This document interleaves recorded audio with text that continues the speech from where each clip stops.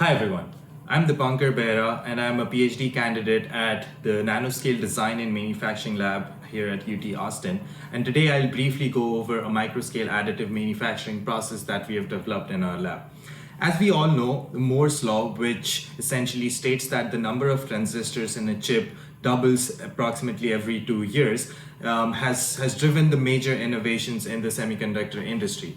Now, with the decline and eventual demise of the Moore's law, we need to explore different strategies in which we can still keep on improving upon the performance of an integrated chip. One of the approaches is called a more of more approach, where you keep on reducing the sizes of these transistors. However, this approach is extremely complex, and at some point, researchers are going to reach the fundamental limit of how small they can make these transistors.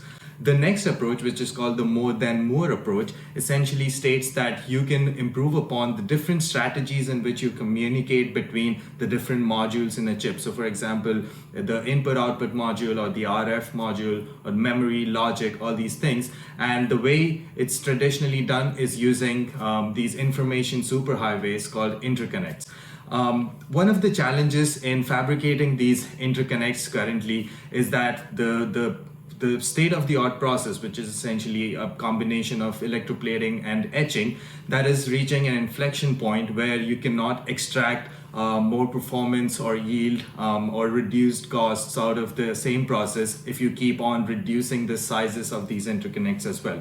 So, to circumvent the issues with the current manufacturing process and to keep Moore's law alive, we are exploring a novel additive manufacturing process to fabricate these interconnects. The key design requirements of this process are to be able to fabricate sub 5 micron parts with a very high throughput so that it can be eventually used in a back end of the line chip fabrication process in a semiconductor fab, and also make these parts out of metals, and to be able to provide a design freedom to chip designers in order to explore more novel designs for the interconnects. So the way this process works is a thin layer of nanoparticle ink is laid down on a substrate, and then the substrate is moved under the optical station.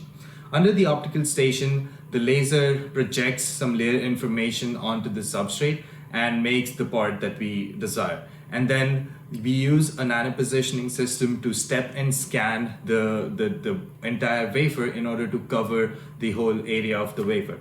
After we are done with the first layer, we take the substrate back to the coating station, lay down the next layer, and then do the sintering process again. And we keep going back and forth in order to build the three-dimensional part that we desire.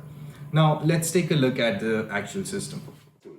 The Microscale tool consists of three main subsystems. First is the positioning subsystem, which makes sure that the substrate can transfer between the coating subsystem and the optical subsystem.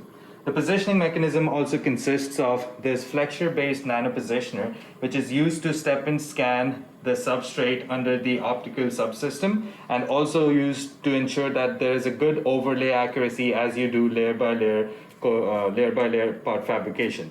The coating subsystem consists of this slot die coating mechanism, which is essentially used to lay down very thin films of nanoparticle ink.